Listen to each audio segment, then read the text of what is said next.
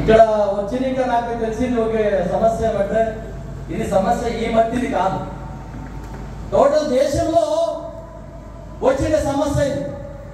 యావ ప్రామాణిక నాయకత్వం ఉందో అక్కడ అన్ని ఇలా నా సోదరుడు నా తమ్ముడు మధు శెట్టి వాళ్ళ వినినాం.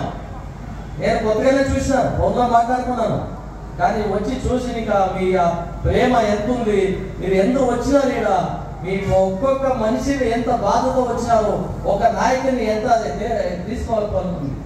నేను చాలా పొద్దు తీసుకున్నాను. నాకు ఒక బాధ్యత ఉంది.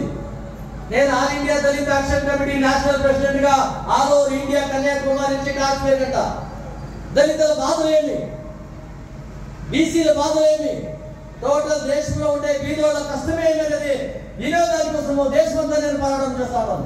ఆల్ ఇండియా దళిత యాక్షన్ కమిటీలో ఉండుకొని బీజేపీ రాష్ట్రీయ ప్రధాన కార్యదర్శిగా పనిచేసుకొని Karnataka, Telangana, Andhra, south India full 6 state ఇన్ఛార్జ్గా నేను పనిచేసాను. నేను తెలంగాణ ఇన్ఛార్జ్గా ఉండి బీజేపీలో, ఇప్పుడు బీజేపీలోనే ఉండా. కానీ ఒక మాట సత్యము, ఎవరికి ఆకలి బాధ తెలుసో వాళ్ళకి ఆకలి బాధ తెలుస్తుంది. ఎవరు ఆకలి బాధ పడిపోతే వాళ్ళకి ఆకలి బాధ తెలిసేది. ఇది ఎందుకు చెప్తున్నానంటే ఒక బీదోడి బాధ బీదోడికే తెలుసు. ఇప్పుడు దేశంలో బాబాసాహెబ్ అంబేద్కర్ పుట్టుకపోయింటే ఈ దేశంలో ఉన్న ఆడబిడ్డలు ఎంతమంది ఆడబిడ్డలు ఉన్నారు. దేశానికి ఫస్ట్ కానూన్ మంత్రిగా ఉంది బాబాసాహెబ్ అంబేద్కర్. దేశానికి కానూన్ మంత్రిగా ఉన్నప్పుడు దేశంలో ఆడబిడ్డలకి ఓటేసే అధికారం లేదు. ఈ ఎవరికో అధికారం లేదు ఓటేసే అధికారం. అది తీసుకొచ్చి ఇచ్చినది బాబాసాహెబ్ అంబేద్కర్. దేశంలో కానూన్ మంత్రిగా చేసిన కొన్ని ఎన్ని మంచి పనులు చేసిన కామన్ సివిల్ కోడ్ తీసుకురావాలని. కామన్ సివిల్ కోడ్ అంటే ఇంకేమీ లేదు. ఆడబిడ్డకి తండ్రి ఆస్తుల్లో పాలియాలి, వాళ్ళకు వాటేయాలి. వాటికపోతే ఆడబిడ్డలు మగబిడ్డలకి ఈక్వల్గా ఉన్నారు, వాళ్ళకు వాటికపోతే ఎలా అనేది బాబాసాహెబ్ అంబేద్కర్ కళ. ఆ కళని చేసకపోతే నెహ్రూ ప్రైమ్ మినిస్టర్గా ఉండేవని చెప్తాడు. ఆడబిడ్డలకి అంత అవకాశం ఇచ్చేందుకు వాళ్ళు ముస్లింలు ఉన్నారు, వాళ్ళు బుర్కాలు ఇచ్చిపెట్టా, వాళ్ళకి ఈక్వాలిటీ వద్దు అని చెప్పి చెప్తారు. పోనీలే ముస్లింలకు వద్దంటే పోనీ, మన హిందూ ఆడబిడ్డలకన్నా అవకాశం ఇవ్వాలా. ఒక్క క్యాస్ట్ కాదు, ఎస్సీలో బీసీలో కాదు, దేశంలో మట్టులో పుట్టిన అన్ని ఆడబిడ్డలకు హిందూ ఆడబిడ్డలకి తండ్రి ఆస్తిలో పాలు ఇవ్వాలి, ఓటేసే అధికారం ఇవ్వాలి, వాళ్ళు ఈక్వల్ గా ఉండాలనేది బాబాసాహెబ్ అంబేద్కర్ ఆశయం ఉండే. అది ఆశయం చెప్తే చెప్తాడు నెహ్రూ అప్పుడు ప్రైమ్ మినిస్టర్, ఇలాంటి కామన్ మంత్రి, లా మినిస్టర్, వీళ్ళు చెప్పింది పార్లమెంట్ లో పాస్ కావాలి. పార్లమెంట్ లో పాస్ కావాలంటే ప్రైమ్ మినిస్టర్ ఓటే చెప్పాలి. వాళ్ళకి వద్దు అంటాడు. ఏమిటో ఆడబిడ్డలు ఇంట్లో పాపల్ని బిడ్డని పాలన చేసుకొని ఉండాలి, వాళ్ళు ఇంట్లో 4 గోడ మధ్యలో ఉండాలి అని చెప్తాడు. అంబేద్కర్ కోసం రాష్ట్రపతికి చెప్తాడు. రాష్ట్రపతి వాళ్ళకి చెప్పు, ప్రధానమంత్రికి చెప్పు, నెహ్రూకి ఆడబిడ్డలు తలాంతరంగా శోషణలు, దబ్బాకలు, దౌర్జన్యాలు బతికినారు, వాళ్ళకి ఈక్వాలిటీ ఇవ్వకపోతే, వాళ్ళకి తండ్రి ఆస్తుల్లో పాలు ఇవ్వకపోతే వాళ్ళ బతికేం అంటారు. వాళ్ళు చెప్తాడు అంబేద్కర్కి అడ్జస్ట్మెంట్ చేసుకొని పోయి. బాబాసాహెబ్ ఎప్పుడూ ఒక అడ్జస్ట్మెంట్ చేయలే. మీకోసం ఇక్కడ ఉండే ఆడబిడ్డలు తెలుసో తెలియదో నాకు తెలియదు. ఆడబిడ్డల కోసం దేశంలో ఫస్ట్ రాజీనామా ఇచ్చిందే బాబాసాహెబ్ అంబేద్కర్. ఎందుకు ఆడబిడ్డల కోసం పెట్టిన రాజీనామా ఇచ్చినారు అంటే దేశం మొత్తంలో ఆడబిడ్డలు మగవాళ్ళ నుంచి దౌర్జన్యాలకి, వాళ్ళ దౌర్జన్యాల నుంచి తొందర పడినారు. ఆ తొందర నుంచి బయటకు రావాలంటే ఏం చేయాలి? వాళ్ళకి అధికారం ఇవ్వకపోతే నేనే మీకు అధికారం ఉండాలా, మంత్రిగా ఉండాలనే వాళ్ళ ఆశ ఉంది. అందుకే బాబాసాహెబ్ అంబేద్కర్ దేశంలో అన్ని జాతులకు, అన్ని జనాలకు, అన్ని వర్గాలకు బాబాసాహెబ్ అంబేద్కర్ దేవుడుగా ఉన్నాడు. కానీ కొందరికి అర్థమైనదు అంబేద్కర్ అంటే ఎస్సీ ఎస్టీకి మాత్రం రాసేసేది. ఎస్సీ ఎస్టీలకి మాత్రమే కాదు, ఇప్పుడు రిజర్వేషన్ ఉంది. ఇందులో ఉండే వాళ్ళకి ఎందుకు తెలుసో తెలీదు. మీరు అవకాశం నేను అడిగలదు.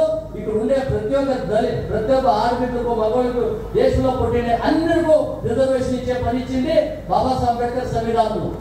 ఆ సంవిధానంలో అవకాశం ఇచ్చింది. కానీ అవకాశం ఏమైంది? ఇప్పుడు ఎవరు వాడుకుంటున్నారో వాడే వాడుకుంటున్నాడు, ఎవరు బలిసిపోయినాడో వాడే బలిసిపోయినాడు. బీదోడు బీదీడుగాడు, ఒకసారి ఎమ్మెల్యే అవుతాడు, 10 సార్లు ఎమ్మెల్యే అవుతాడు, ఎంపీ అవుతాడు, మినిస్టర్ అవుతాడు, అన్ని వాడే అనుభవిస్తూ ఉన్నాడు. ఇప్పుడు మీరు ఒకదే మీరు ఓటేసేది అంతేనా మీ అధికారం? ఓటేసే అధికారంలో బాబాసాహెబే ఇచ్చారు. ఆ ఓటేసే అధికారంలో వాటా పంచుతున్నాడు ఎమ్మెల్యేలు, ఎంపీలు, IAS, IPS, IRS, IAPS, doctor, engineer, income tax పేయలు, పెద్ద పెద్ద ఇండస్ట్రియలిస్టులు వాళ్ళే వాడుకుంటున్నారు. ఇక్కడ వచ్చిన వాళ్ళు ఎవరైనా మినిస్టర్ కొడుకు కూతురు ఉన్నారా? లేదు. ఇక్కడ వచ్చిన వాళ్ళు ఎవరైనా ఐఏఎస్, ఐపీఎస్ కూతురు కొడుకు ఉన్నారా? లేదు. ఇక్కడ వచ్చిన వాళ్ళు బాధతో ఉన్న దేశంలో మంచి నాయకులు, మంచి ఆర్మీలు వచ్చిన అక్క చెల్లెలు ఇక్కడ వచ్చినారు. ఈ దేశంలో నాది పోరాటం ఉంది. రిజర్వేషన్ అనేది ఒక్కసారి వాడుకున్నాడు, మళ్ళీ వాడుకోకూడదు. ఎందుకు వాడుకోకూడదు? నేను చాలా బీరోగా ఉంది. ఒక రోజు మా ఇంట్లో మా అమ్మ చేతిలో పోయి కూర తీసుకొచ్చి ఉడికేసి ఇచ్చేసి ఇంత కొడుగా పడుకుంటా చెప్తా పడుకుంటాం. మా ఇంట్లో చిన్న జాగా పడుకునే జాగా లేదు. గోన్ తిత్తి అంటే మీకు అర్థమవుతుంది. బియ్యం వేస్తాం కదా, బియ్యం వేసేదానికి పెడతాం కదా, గోన్ తిత్తి అంటారు కర్ణాటకలో. ఇక్కడ నాకు తెలియదు. ఆ గోన్ తీస్తే గోన్ తీతిలో లోపల పోయి గొప్పనే దానికి వాసుకునే దానికి అదే దాంట్లోనే పడుకొని నిద్రపోతా ఉన్నాడు. దీని ముందే చాలా కడుపు బాధ ఉండే, మాకు బాధ ఉండే. ఆ బాధలో పుట్టి పెరిగిన తెలుసు. ఇప్పుడు ఈ బాధలో ఉండే నా జనాలు నేనేం చేయాలి? ఈ దేశంలో ఎట్లా వీధులకి మనం హెల్ప్ చేయాలి, సాయం చేయాలి. ఈ గురించి ఏం చేసి ఆల్ ఇండియా దళిత యాక్షన్ కమిటీ ద్వారా కన్యాకుమారిలో ఇచ్చి కాశ్మీర్ వెళ్ళిపోతా. కాశ్మీర్ లో నేను ఎయిర్పోర్ట్ లో దిగితే 150 జనాలు వస్తావు. భయ్యా आप हमारा भगवान है, आपके लिए हम जान देंगे, आप आगे बढ़ो, आपके पीछे में रहेंगे. ఈ మాట వాళ్ళు చెప్పాలంటే ఊరికే కాదు. సౌత్ ఇండియా వాళ్ళని, నార్త్ ఇండియా వాళ్ళు ఎవరు లీడర్ ఒప్పుకోలేరు. సౌత్ ఇండియా వాళ్ళని ఎప్పుడూ ఏ మెడ్రాసీ ఓ మెడ్రాసీ అని చెప్తారు. కానీ కర్ణాటక సౌత్ ఇండియా నుంచి నేను పోయి ఆల్ ఓవర్ దేశంలో గుజరాత్, రాజస్థాన్, ఒరిస్సా, హిమాచల్ ప్రదేశ్, పంజాబ్, హర్యానా, ఢిల్లీ, మధ్యప్రదేశ్, ఉత్తరప్రదేశ్, మహారాష్ట్ర, అన్ని రాజ్యాలు, ఒరిస్సాలో అన్ని రాజ్యాల్లో ఇప్పుడు మన ఆల్ ఇండియా దళిత యాక్షన్ కమిటీ. ఇది జాతి కోసం పనిచేసేవి కాదు. ఇది షెడ్యూల్ కాస్ట్ కోసమే చేసే పని కాదు. రిజర్వేషన్ అన్ని జాతులకు ఉంది. దేశంలో పుట్టిన అన్ని ధర్మాలకు ఉంది, అన్ని జాతులకు ఉంది. కానీ ఒక పొరపాటు అయింది. కానీ మోదీ గారికి ఏం చెప్పినారంటే, ఇప్పుడు మీరు 8 లక్షల ఆదాయం లిమిట్స్ పెట్టారు. 8 లక్షల ఆదాయం పెట్టి అంటే 67,000 రూపాయలు నెలకి జీతం తీసుకోవడానికి రిజర్వేషన్ వచ్చేసింది. ఇక్కడ ఎవరు జాతర ఉండాలని అడగదు. మీరు ఇప్పుడు ఉండేవాళ్ళు అందుకు ఉంది తెలుసు. దేశంలో పుట్టిన ప్రతి మానవునికి ఉంది. కానీ 8 లక్షల ఆదాయం లిమిట్స్ అంటే 8 లక్షల ఆదాయం లిమిట్స్ అంటే 67,000 రూపాయలు మంత్లీ శాలరీ తీసుకునేవాడు తహసీల్దారు, sub collector, sub inspector, DYSP, ACP, assistant కమిషనర్లు, పెద్ద ఆఫీసర్లకు రిజర్వేషన్ వచ్చేసారు. ఇక్కడ బీదోళ్ళకి ఎక్కడ పోవాలి? ఇప్పుడు బ్రాహ్మణ్ని మనం టార్గెట్ చేసి చెప్తాం. బ్రాహ్మణులు 8 మంది ఓట్లో 300 రూపాయలు, 400 రూపాయలు, 500 రూపాయలు, 600 రూపాయలకి పనిచేస్తున్నారు. నెలకి 10,000 నుంచి 15,000 తీసుకుంటే చచ్చిపోయాడు. కానీ 67,000 రూపాయలు కూడా ఒక బ్రాహ్మణుడు ఉందా? ఓట్లో పనిచేసే ఒక కుక్, వంట చేసేవాడు లేదా సప్లై చేసేవాడు, వారికి రిజర్వేషన్ ఎలా వస్తుంది? వాడే తింటాడు, దిగుంటాడు, అట్లే ఉంటాడు. మీకు సూపు మాకు మేపు అని వాళ్ళే తెలియపరిచేస్తారు. ఇది పోవాలంటే ఏం చేయాలి? రిజర్వేషన్ మోదీ గారికి నేను చెప్పిన ఒక కమిటీ చేసినారు. ఆ కమిటీలో నేను చెప్పిన 2 లక్షల లోగా ఎవరు ఉన్నారు ఇన్కమ్ ట్యాక్స్ కట్టేవాళ్ళు, వాళ్ళని ఫస్ట్ రిజర్వేషన్ చేయండి, ఆ తర్వాత పెద్దోళ్ళిద్దాం. ఈ విషయాలు చాలా పెద్ద విషయాలు చెప్పేదానికి చాలా టైం పడుతుంది. కానీ నేను చాలా టైం తీసుకోలేదు. అందుకోసం నేను ఇప్పుడు దేశం మొత్తం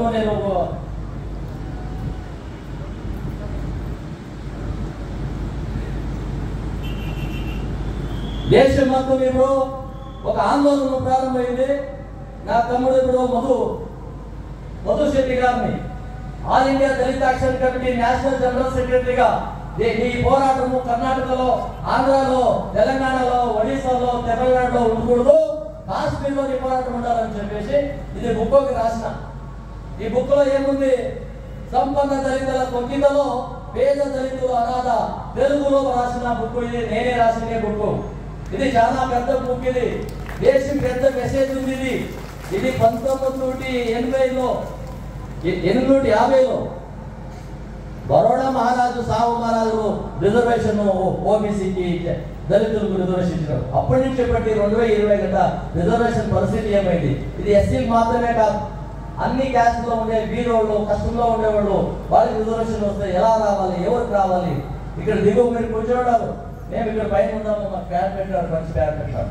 కానీ మనం ఇక్కడ ఆరాంగా ఉన్నాము, మీరు అక్కడ బాధలో ఉన్నారు, అంతా ఊళ్ళో కూర్చోవడం. కానీ ఇంత సైలెంట్గా, ఇంత బాధ కలిగిన నాయకుడు సపోర్ట్కి వచ్చినారంటే అది ఊరికే వచ్చే జాబ్ కాదు.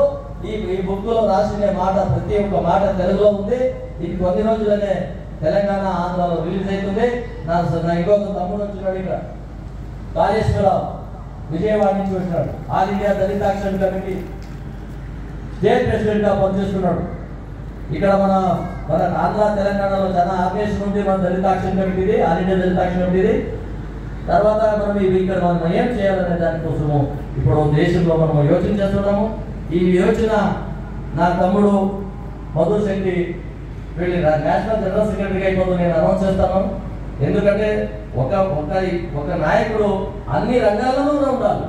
వీరోళ్ళ బాధ ఏమనేది తెలుసుకునే దానికి ఒక నాయకత్వం చాలా ముఖ్యంగా ఉంది. దాంట్లో చూస్తే నాకు చాలా బాధ అయితే ఉంది, నొప్పి అయితే ఉంది. మేము ఎంత చూస్తూ ఉంటే సంతోషం అయితే ఒక పక్క నొప్పి అవుతుంది. ఎందుకంటే ఇంకా మీ పరిస్థితులు ఇదే పరిస్థితిలో ఉంది కదా. మీకు ఎందుకు ఐఏఎస్ రాలే, ఎందుకు ఎమ్మెల్యే కాలేదు, మీకు ఎందుకు మంచి భోజనం చేసుకొని మంచి ఆదాయం రాలే? వీరోళ్ళుగా పెద్దోళ్ళుగా ఉంటే అయ్యలేదు. దేశం స్వతంత్రం వచ్చి 78 సంవత్సరం అయిపోయింది. 78 సంవత్సరం అయితే మనకి బాధ పరిస్థితులు ఇలాగే ఉంది. మన బాధలు ఎవరు అడిగేవాడు ఎవరు? దాని గురించి మాట్లాడేవాడు ఎవరు? నేను బీజేపీ నేషనల్ జనరల్ సెక్రటరీగా ఉంది, సౌత్ ఇండియా స్టేట్ ఇన్ఛార్జిగా ఉంది. అది నాకు ఎక్కడికి అర్థలేదు. నాకు కావాల్సినది అందరిలో అక్క చెల్లెలు బాధలు ఉంటే ఆ బాధల్ని ఎలా వాళ్ళకి తీసుకురావాలి పైకి, వాళ్ళ బాధలకి ఎలా మనం వాళ్ళు సపోర్ట్ చేయాలి. వాళ్ళ గురించి ఎవరు యోచన చేసేవాళ్ళు రాజకీయానికి వస్తారు, ఎలక్షన్ వస్తుంది పోతుంది. అన్ని పార్టీలను బీజేపీ, కాంగ్రెస్ ఇక్కడ ఉండే తెలుగుదేశం కానీ ఇంకొక పార్టీ కానీ చెప్పు. ఎలక్షన్ రోజు ఓటు వేయించుకోవాలంటే అక్క, చెల్లి, అమ్మ, తల్లి అన్నీ కాలు పడతారు. ఆ తర్వాత మీ పరిస్థితి మీకు కాలు పట్టి ఇస్తారు. మీరేమనుకోండి, నాకేం ఓటు వేసినప్పుడు ఆ ఓటు 5 రూపాయలు ఇవ్వలేదా, 1000 రూపాయలు ఇవ్వలేదా, నీకు తాకిలేదా? నీకు తాకిస్తే నీకు ఎందుకు దొరికేది? 5 సంవత్సరం నేను ఏం చేయను, పో నేను డబ్బు చేయాలి. నీకు 5 సంవత్సరం వచ్చినప్పుడు డబ్బులు ఇచ్చి మళ్ళీ ఓటు వేసుకుంటున్నాను. ఇదే అయిపోతే జనాలకి ఎలా న్యాయం దొరికేది? ఇంకా జనాలు న్యాయం దొరకాలంటే మనం ఏం చేయాలి? ఇలాంటి సోదరుడు నా తమ్ముడు మధుర్ శెట్టి గారిని మీ అట్లా ఇంత సపోర్ట్ చేశాను. నేను కడుపులో నీళ్ళు వచ్చిన ఇక్కడ ఆదివాసీ జనాలు, ఇక్కడ ఆదివాసీ జనాలు అంటే గిరిజన జనాలు ఆ భూ పోరాటాలు చేసినప్పుడు ఎంత ఆడబిడ్డలకి నాలుగు చేసినారు అనే మాట నేను ఎదుగులేదు. రేట్లంతా నాకు నిద్ర రాలేదు. నేను విజయవాడలో ఉంటే అక్కడ వచ్చినాడు రైతులు తమ్ముడు వచ్చి ఇలా అయితేనా ఇట్లంతా అవుతా ఉంది, ఏం చేయాలి? అందుకే టైం వస్తుంది. ఒక్కరోజు మంచి రోజు నీకు వస్తుంది. అందుకు రావాలా? నీ అట్లా మనిషికి ఇబ్బంది రేపు మంచి పని చేసేదానికి అవకాశం వచ్చే వస్తుంది. పరిస్థితులను ఎంత పరిస్థితులను యోచించేసేందుకు నీ గదిలో ఆల్ ఇండియా దళిత యాక్షన్ కమిటీ సంపూర్ణంగా ఉంది. బీజేపీ నేషనల్ జనరల్ సెక్రటరీ ఉంటే నేను చెప్పలాను, నేను సపోర్ట్ ఉన్నానని. కానీ ఆల్ ఇండియా దళిత యాక్షన్ కమిటీ ఎప్పుడూ జనాల మధ్యలో ఉంటుంది, జనాల కోసం పనిచేస్తుంది, జనాల కోసమే ఉంటుంది, జనాల కోసమే మనం బతుకుంటాము. బాబాసాహెబ్ అంబేద్కర్ గారు ఇచ్చిన అవకాశాలు అందరికీ పోయేటట్టు మనం విడిచేయలేదు. మీ పోరాటంలో మన పోరాటంలో పంచుకుంటాము. మీకు వచ్చిన బాధలు మనం ఉంటాము. చాలా మంది మాట్లాడితే మీకు డేంజర్ అవుతుంది. ఏం రాయించేపు కర్ణాటక నుంచి కన్నడ వచ్చేది, తెలుగు వచ్చేదని చెప్పేసి ఇంత మాట్లాడుతూ ఉన్నాడు. సరే వీళ్ళు మాట్లాడకపోయింటే మంచిదైతామేమో అన్నది వద్దు. నేను కానీ నాకు ఒకే తెలుసు, బయలోళ్ళ బాధ, ఆడబిడ్డ బాధ, మగవాళ్ళ బాధ ఇక్కడ ఉండే వచ్చేది 90% అంతా ఆడబిడ్డలు వచ్చినారు. ఇంకా 20-30% ఆ మగవాళ్ళ పిల్లలు వచ్చినారు. కానీ ఆడబిడ్డలు ఇంత ఇల్లు ఇచ్చి బయటకు రావాలంటే అంత సరిసిగా మగవాళ్ళు ఇచ్చేయలేదు. కానీ మీరు వచ్చినారంటే మీకు ఎంత ఆక్రందన ఉంది, మీ రోషం ఎంత, మీ బాధ ఏమి, ఈ బాధకి పరిహారం ఏమైనా తెలుసుకోవాలని వచ్చినారు. ఇక్కడ ఎవరు చీఫ్ మినిస్టర్ రాలే, ఇక్కడ ఏమో మినిస్టర్ రాలే, ఎంపీ రాలే, ఎమ్మెల్యే రాలే, ఎవరు రాలే. వాళ్ళు వస్తారు పోతారు, అదే అనమాట. మీ అండగా ఉంటాడు కదా నా తమ్ముడు, ఆయన కోసం వేరేమైనా ఉండే అన్ని లీడర్లకు నేను గౌరవంగా వాళ్ళకి అభినందన చేస్తాను, వాళ్ళకి నమస్కారాలు చెప్తాను. కానీ వీరోళ్ళ బాధ కోసం మనం ఎప్పుడు మీ వెనక ఉంటామనే మాట చెప్తా. మీకు అందరికీ మంచిది, కానీ ఇది మన మంచితనానికి కోసము మనము ఎప్పుడు మీ అండగా ఉంటామని చెప్పి నా మాట ముగిస్తాను. జై భీమ్, జై భారత్, జై తెలంగాణ.